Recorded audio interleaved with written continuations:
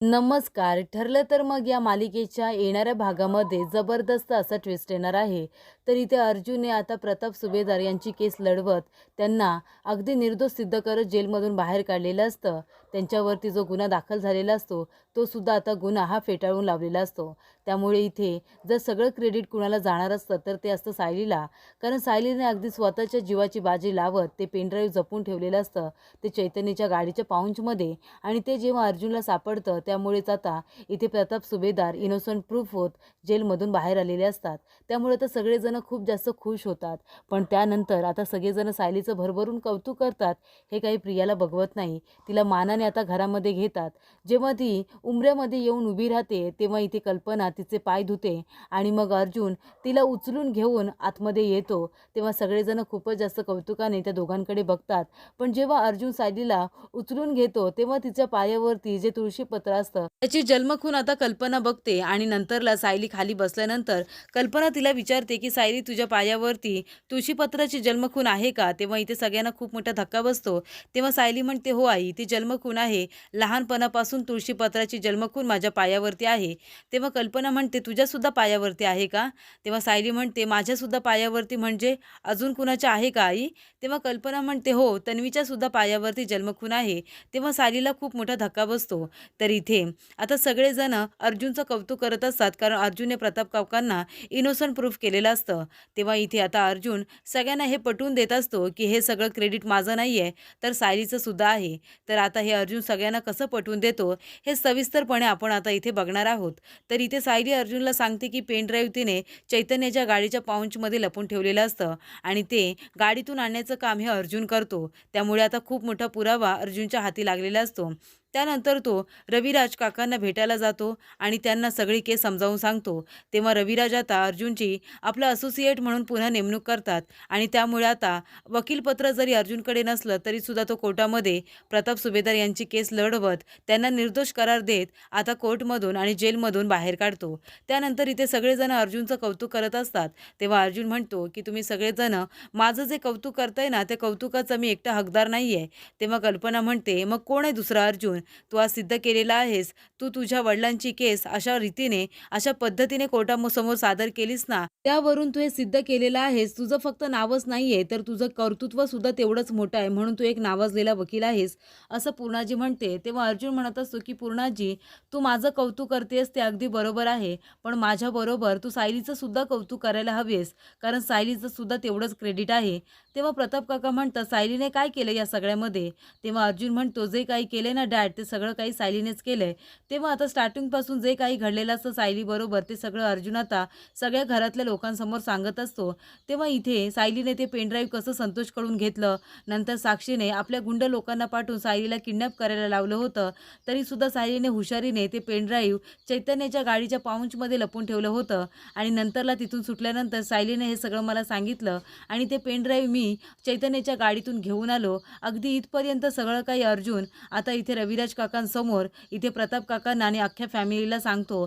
तेव्हा सगळेजण आता सायलीचं कौतुकच करत असतात. तेव्हा इथे सायलीमुळे आता प्रताप सुभेदार हे इनोसंट प्रूफ झालेले असतात. त्यामुळे आता प्रताप काका म्हणत असतात की सायली ही सुभेदारांच्या नावाला अगदी शोभून दिसत आहे. तेव्हा आता कल्पना म्हणत असते, मी सांगितलं होतं ना तुम्हाला, सायली ही आपलं घर तोडण्यासाठी घरामध्ये आलेली नाहीये, तर ती आपलं घर जोडणारी मुलगी आहे आणि ती अर्जुनची बायको आहे हे तर तिने आज सिद्ध केलेलंच आहे. पण त्याचबरोबर ती आपल्या घराची सून आहे आणि प्रत्येकाचं ती चांगलंच बघत असते, हे सुद्धा तिने आता सिद्ध केलेलं आहे. तेव्हा इथे पूर्णाजी सुद्धा आता सायलीला माफ करते आणि म्हणते की माझ्याकडून खूप मोठी चुकी झाली, मला माफ कर, मी तुला चुकीचं समजले. आज तुझ्यामुळे माझा मुलगा जेलमधून बाहेर आहे. त्याच्यावरती हा जो गंभीर गुन्हा दाखल झाला होता ना, तो सुद्धा अर्जुनने फेटाळून लावलाय. फक्त तुझ्यामुळे हे सिद्ध झालेलं आहे, असं सर्वजण आता सायलीचं कौतुक करत असतात. त्यामुळे सायलीला खूप जास्त आनंद होतो. मात्र इथे प्रियाचा खूप जास्त जळफळाट होत असतो. तेव्हा कल्पना म्हणत असते की सायली, चला सगळेजण आता आपण घरी जाऊया. मला माझ्या सुनेची दृष्ट सुद्धा काढायची आहे, कारण तिने कामच असं केलंय की तिला कुणाची पटकन दृष्ट दृष्ट लागेल. तरी ते सायली आता जात असताना प्रियाला म्हणत असते, बघितलंस ना प्रिया, इथे आहे ना खोटेपणा जास्त काळ टिकून राहत नाही. तो कधी ना कधीतरी समोर येतोच. जसा महिपत शिकरेचा खोटारडेपणा समोर आलाय, तसा साक्षी शिकरेचा सुद्धा येईल आणि त्यानंतर तुझा सुद्धा खोटारडेपणा सगळ्यांच्या समोर येईलच. तेव्हा आता सायलीने सडेतोड उत्तर आता प्रियाला दिलेलं असतं. त्यामुळे प्रियाच्या पायाखालची जमीनच ही सरकलेली असते. त्यानंतर आता सायली आणि अर्जुन दोघंजण येऊन घराच्या उंबऱ्यामध्ये उभे राहतात. तेव्हा ती घरामध्ये एंटर करणार, तेव्हा पूर्णाजी म्हणते की सायली तिथेच थांब. तेव्हा सायली खूपच जास्त घाबरते. तेव्हा अश्विन म्हणतो की वहिनी घाबरायची गरज नाहीये, पूर्णाजी तुला घरातून बाहेर काढणार नाहीये. तेव्हा इथे सायली आता हसायला लागते. तर पूर्णाजी आता कल्पनाला औक्षणाचं ताट घेऊन यायला सांगते आणि सायलीचं आणि अर्जुनचं आता औक्षण केलं जातं. तेव्हा इथे सायलीचे पाय धुवून तिला घरामध्ये लक्ष्मणाच्या पावलांनी यायला सांगतात. तेव्हा आता सायलीचे पाय धुतल्यानंतर सायली पाय टाकणार. तेवढ्यातच अर्जुन आता सायलीला उचलून घेतो. उचलल्यानंतर सायलीचा पाय आता कल्पना बघते. तेव्हा सायलीच्या पायावरती तुळशीपत्राची जन्मखून असते. ती बघितल्यानंतर कल्पनाला खूप आश्चर्य वाटतं. तेव्हा ती सायलीला विचारते की सायली, तुझ्या पायावरती तुळशीपत्राची जन्मखून आहे का? तेव्हा सायली म्हणते, हो आई, ती माझ्या लहानपणापासूनच आहे. तेव्हा इथे कल्पना म्हणते, तुझ्यासुद्धा लहानपणापासून पायावरती जन्मखून आहे.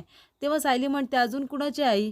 तेव्हा कल्पना म्हणते, अगं तन्वीच्या सुद्धा आहे ना पायावरती तुळशीपत्राची जन्मखून. तेव्हा इथे सायली म्हणते, हो का? पण मी तिच्या पायावरती जन्मखून आधी कधी बघितलीच नव्हती.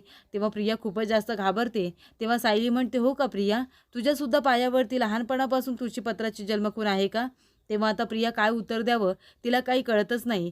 तेव्हा इथे पूर्णाजी म्हणत असते, हो सायली, तिच्यासुद्धा पायावरती तुळशीपत्राची जन्मखून आहे.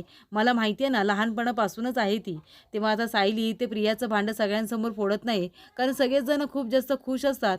कारण इथे प्रताप सुभेदार आता निर्दोष सिद्ध होत जेलमधून बाहेर आलेले असतात. त्यांच्यावरती हा झालेला गुन्हा आता बाहेर पडलेला असतो.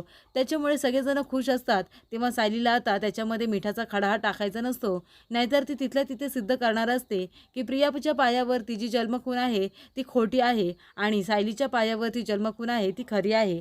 तरी सुद्धा इथे आता सगळेजण कौतुक करत असतात ते सायलीच्या ह्या धाडसाचं. तेव्हा इथे पूर्णाजीने सुद्धा आता सायलीचा सून म्हणून स्वीकार केलेला असतो आणि प्रताप काका सुद्धा म्हणतात की सायली बाळा, सुभेदारांच्या नावाची आज तू लाज राखलेली आहेस, म्हणजे तुझ्यामुळे मी निर्दोष सिद्ध झालेलो आहे. तू जर तो पुरावा तुझ्या जीवाची बाजी लावून जर जपून ठेवला नसता तर कदाचित मला निर्दोष सिद्ध करण्यासाठी एक सुद्धा पुरावा मिळाला नसता.